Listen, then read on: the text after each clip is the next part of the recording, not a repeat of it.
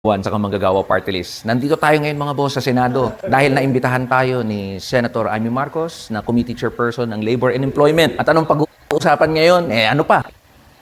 Itong si Eli San Fernando. Itong si Eli San Fernando, kakampi ng mga DD shit. Itong si Eli San Fernando, pro-China. O maka-komunistang China. Tao ng mga komunistang China. Hindi naman natin sinasabi na masama ang mga labor group sa Pilipinas.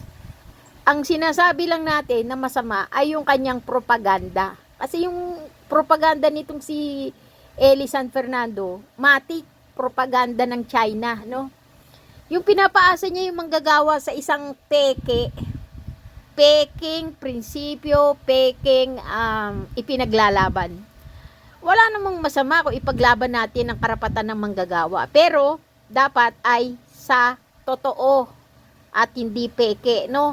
Hindi naman tayo tinutuligsa natin yung propaganda niya, kalaban na natin ang manggagawa. Sa katotohanan lang, imulat natin yung katotohanan sa pinagsasabi nito, 'di ba?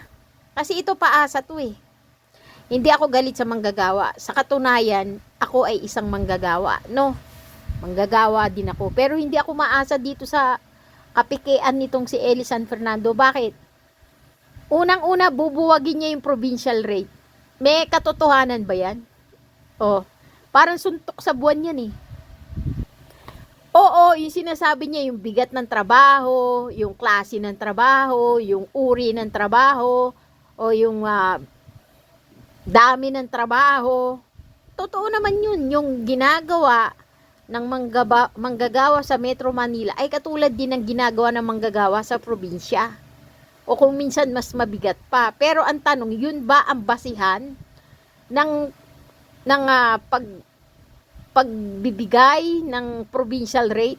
Yung ba ang basihan o yung ba ay katotohanan sa pagtatakda ng laki ng rate o laki ng isusweldo ng isang manggagawa sa probinsya at saka sa Metro Manila o sa Metro Cebu o di kaya doon sa probinsya sa mga sulok-sulok ng Metro Cebu, 'di ba? Bakit hindi niya na lang sabihin na ipantay yung sweldo ng Metro Manila sa Metro Cebu at sa Metro Mindanao o Metro Davao, yung may metro. Ibig sabihin, yung mga kalungsuran o mga kapital ng probinsya. Diba sa Cebu, probinsya ng Cebu, may kapital yan, Metro Cebu. O di yung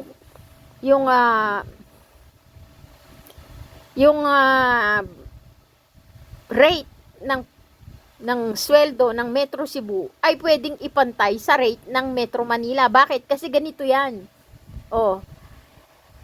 Ang laki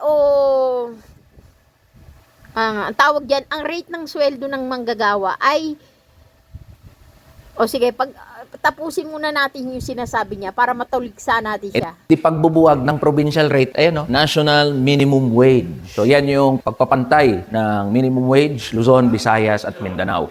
Mag-aapat na dekada na pong hindi nare-review at napag-uusapan itong batas na nagbigay daan sa pagre-regionalize ng pagtatakda ng sahod ng ating mga manggagawa. Throughout the years, So ang gusto niya ay magkaroon ng kapantayan ang manggagawa.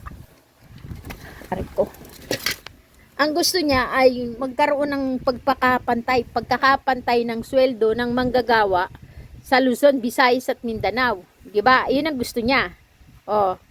So maaring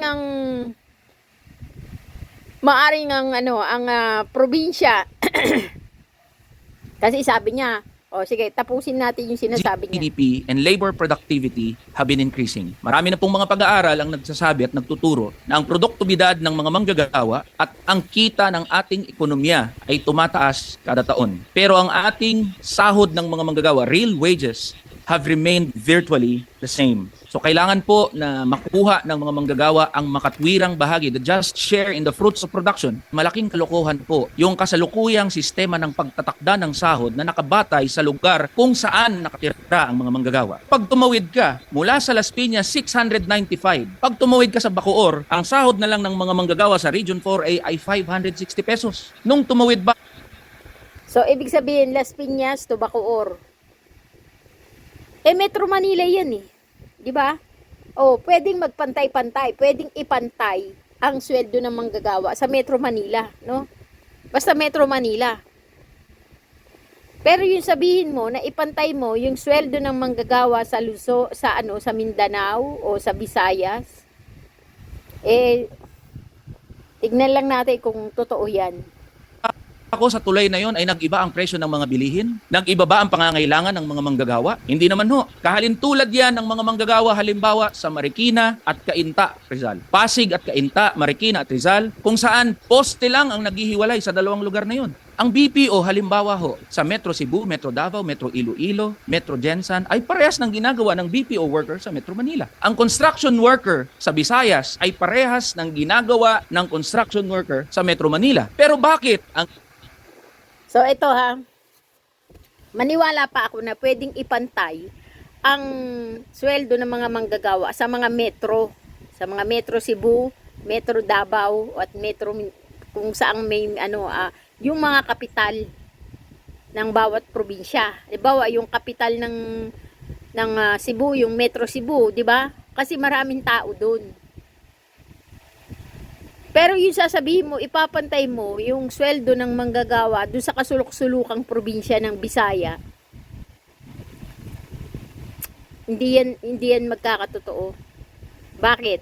Sige, tapusin natin yung labor sinasabi cost para sa mga construction worker dito sa Metro Manila ay 800 piso, samantalang ang mga manggagawa sa probinsya na gumagawa ng parehas na trabaho ay napakababa. Mas mabigat ho ba ang semento dito sa Metro Manila? Ang sinasabi namin dito, Madam Chair, parehong pagod, dapat parehas din ang sahod. Pwede po ba na ang basihan niya yung pagod, 'di ba? Parehong pagod, dapat parehas ng sweldo. Tapos ang sabi niya, yung gawain ba ng BPO ng Metro Cebu ay parehas din ng gawain ng Metro Manila, 'di ba? So ibig sabihin, ibinabase niya sa bigat at uri ng trabaho, no? So iyon ba ang totoong dapat na pagbasihan sa palagay nyo? nating sabihin sa harap halimbawa ng mga Ilocano, ng mga Kabitenyo na mas murang mabuhay sa probinsya kumpara sa Metro Manila? Can we really say that? Kadalasan ay mas mahal pa ang mga pangunahing bilihin sa probinsya dahil sa added na transportation cost. Dahil kalakhan po ng ating mga produkto ay Maliwanag sa sikat ng araw, mas mahal pa raw ang bilihin sa probinsya gawa nga ng added transportation cost. 'Di ba? Di ibig sabihin, dahil mas mahal ang bilihin sa probinsya, gawa ng added transportation cost, di may katumalan ang benta. No? May katumalan ang benta ng mga produkto sa probinsya. Dahil unang-una, sa probinsya, walang gaanong tao na hindi katulad ng Metro Manila na maraming tao, maraming bibili. 'Di ba? At pag maraming bibili, maraming benta. No? At pag may maraming benta, maraming kita.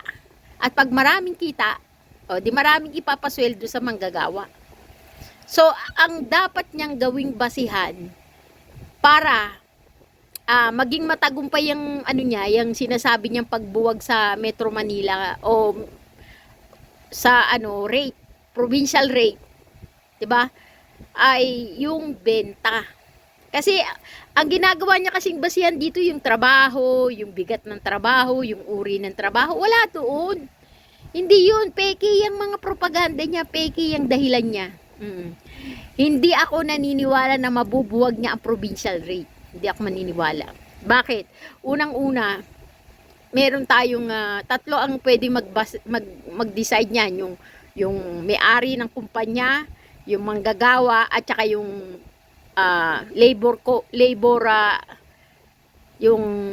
yung labor, yung intermediary o yung namamagitan, yung labor attaché o yung may tungkol sa labor ministry, katulad ng DOLE. So tatlo ang mamamagitan, DOLE, yung may-ari ng kumpanya at saka yung manggagawa. Tatlo ang mamamagitan diyan. Hindi mo yan basta-basta mabubuwag yung provincial rate. Maraming dapat diyan na maraming dapat na isali o i-conclude bago mo mabuwag ang provincial rate. Unang-una, yung kita ng kumpanya. O, 'di ba? Yung kita. Pag sinabi mong kita, malinis na kita. Tubo. O, 'yan. Kung kakayanin ba ng kumpanya na magpasweldo sa mga liblib na lugar, o kung saan matumal ang benta, walang gaanong kita ang kumpanya sa mga liblib na lugar ng probinsya, kakayanin ba nila magpasweldo ng mataas? Kaya itong si Eli San Fernando, bogus to. Huwag kayo maniwala dito. Bogus, propaganda ng China yan. Ang kanyang isinisigaw. Hindi totoo. O, 'di ba? Sarsuela. Ano 'yan propagandista ng China. Paano mo mabubuwag ang provincial rate? Lalo na sa mga probinsya. Mabenta ba ang mga produkto doon? Ang benta ba doon ng mga kumpanya ay mabenta ba sa probinsya ang mga produkto ng mga isang kumpanya? O yung kita ng kumpanya, kasing laki ba ng kita ng kumpanya dito sa Metro Manila? Sabihin mo pa kasing yung bigat ng, yung bang simento ng Metro Manila ay mas magaang ba ang simento ng Metro Manila sa simento ng Metro Davao o Metro Cebu? Hindi naman yun ang basihan eh. Oo, parehas lang mabigat. Parehas lang niyang ng yung 1 kilo ng simento sa Manila ay parehas lang din ng 1 kilong simento sa Metro Cebu at sa Metro Davao. Pero ang tanong, hindi yan ang pinagbabasihan ng provincial rate, kundi unang-una yung kita. Kasing lakas ba ng kita ng mga kumpanya ng Metro Manila, yung kita ng Metro Cebu? O, maaaring parehas lang sa Metro Cebu at saka sa Metro Davao dahil maraming tao dyan sa kapital ng mga ano na yan, mga probinsya. Pero doon sa kasulok-sulukan ng parte ng Metro ng Cebu o ng Kabisayaan, hindi lang naman yung Metro Cebu ang maraming dyan kita Halimbawa sa Aklan, yung kumpanya ba ng Aklan na nasa Aklan, kasing lakas ba yan ng kita ng kumpanya na nasa Metro Cebu? O, 'di ba? Yung bang kumpanya ng Negros, kasing lakas ba yan ng kita ng kumpanya na nasa Metro Manila? Yun ang pinagbabasihan diyan, yung kita ng kumpanya, yung overall na kita, yung malinis na kita ng kumpanya. Kung malakas ba yung kita ng kumpanya sa probinsya na kayang magpasweldo ng Metro rate o Metro Manila rate, o kung 685 sa Metro Manila ang minimum, kung yung minimum naman dun sa probinsya ng Negros ay 585 lang, kasi hindi naman kasi ganun kalakas ang kita ng mga kumpanya dyan sa probinsya ng Visayas. Para ipagpantay-pantayin mo lahat yan, kalukuhan. Isang propagandang utot. Kalukuhan, blast. Ayun, tawag yan, bluff. O scam. No? Huwag kayo maniwala dito sa gunggong na to. Kalukuhan yan, sinasabi niya na mabubuwag niya yung provincial rate. Nako, maubos na siguro lahat ng... Mahirap na lang magsalita Huwag kayo maniwala kasi peke na kaya niyang buwagin yung provincial rate. Hindi yan totoo. Yan ay propaganda ng China. Ini-import, binabagsak dito sa Metro Manila, dadalhin sa mga probinsya, meron na dagdag na transportation cost. There is something fundamentally wrong when employers view their workers as just cost in their accounting books. Madali nilang tanggalin yung mga manggagawa dahil nga cost lang sa accounting book ng mga employer. Ang amin pong sinasabi, tignan ang mga manggagawa bilang partners for development. Hindi bilang pabigat sa kanilang mga kumpanya na madali nilang sabihan na dahil tumataas ang presyo ng kung ano-ano mga bagay, tatanggalin namin kayo. Tignan ang mga manggagawa bilang pangunahing salik kung bakit tumatakbo ang mga kumpanya, ang mga pabrika. Tara na, kamanggagawa. No, sabi niya bilang partners. Ito, kung hindi mo ituturing na cause ang manggagawa, saan ba kukunin ng kumpanya yung ipapasweldo sa mga manggagawa? 'Di ba cause yan eh. Kukwentahin ng kumpanya kung ilang manggagawa meron siya. Halimbawa sa isang kumpanya, 100 manggagawa. Oh, kwentahin mo yun sa provincial rate. 585 ang minimum wage. O, kwentahin mo yan. Teka, hindi natin kayang kwentahin yan ng ng bara-bara. So, i-calculator na lang natin. Kasi, magtataka ka diyan sa sinasabi niya na kaya niyang buwagin na ang provincial rate. Kalokohan yan. Hindi niya yan mabubuwag. Isang maling propaganda. Halimbawa, 585 ang isang araw ng isang provincial rate 585. 100, multiply mo sa 100. Di may sa 100, 585 ang isang araw, isandaang manggagawa, di meron kang 58,500 sa isang araw na pinapasweldo, no? 58,000. I-multiply mo yan, kinsenas katapusan, equals, times 15. So, sa kinsenas, meron kang 877,500 na pasweldoin na 100 manggagawa. Eto ba?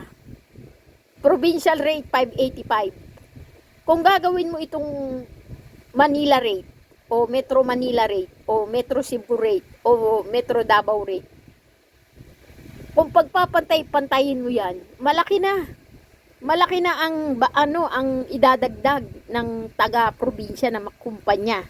Bakit? Kasi 585 lang yan. Ha? Kung gagawin mo yan 685, di may 100 na difference o kaibahan, di ba? O may 100. So ibig sabihin, itong 100 na to, i-multiply mo yan sa 100 times 100. O di meron kang 10,000 sa isang araw, no? I-multiply mo yan sa 15 days. 150,000. I-add mo yan sa 877. Hindi napakalaki. Kakayanin ba? Ang laki ng difference, oh. No? Ang laki ng difference. Kaya, siguro, ang gusto niyang mangyari ay yung manggagawa ng mga metro. O, halimbawa, Metro Manila, Metro Cebu, Metro Davao, o, diba? Metro Mindanao, o kung asaan parte yan, o Metro, palagay natin yung mga metro-metro kasi yung maraming tao, kung saan maraming tao, yun ang pwede na magtaas. Pero kung doon sa probinsya na walang namang gaanong tao, wala namang gaanong consumer, at matumal ang benta, saan naman kukuha ng pandagdag ng ng 100 sa 585 na minimum wage sa provincial rate at 685 sa Metro Manila rate? Saan naman kukuha yung mga probinsya na yan, yung kumpanya sa probinsya ng 100 na idadagdag doon sa 585, no? Saan naman sila kukuha? Hindi naman mabenta doon sa probinsya. Matumal naman ang bentahan doon. Dito sa Metro Manila, kaya magpasweldo ng 685 kasi mabenta rito. Malakas ang kita. Pero sa probinsya, mahina ang benta. Walang gaanong kita. Siya nga may sabi, maraming mas mahal pa ang bilihin sa probinsya kasi maraming dagdag na cost sa transportation. Eh dahil mahal nga ang bentahan doon, eh matumal kasi mahal. Wala rin perang idadagdag sa mga manggagawa doon. Kaya matumal. Kaya ang mali itong propaganda ni Eli San Fernando. Ang propaganda ng mga China o peke, bogus, no? Hindi niya kayang buwagin ng provincial rate. Pautot niya lang yan kasi propagandista yan ng komunistang China. Propagandista, bla bla bla. Kaya kita mo si Amy Lacson, super tae ang ang kakampi niya kasi maliwanag sa sikat ng araw itong si Eli San Fernando, kakampi ng mga DD shit yan. Kakampi ng mga DDS, mga maka-dutae, maka-China, maka-propaganda ng China ang pinagsasasabi. Hindi totoo. Puro kalukuhan, puro kasinungalingan. Walang katotohanan sa taong sinungaling, no? Sinungaling 'yan. Propaganda ng China yung kanyang pinagsasasabi. Okay? Sa totoo lang.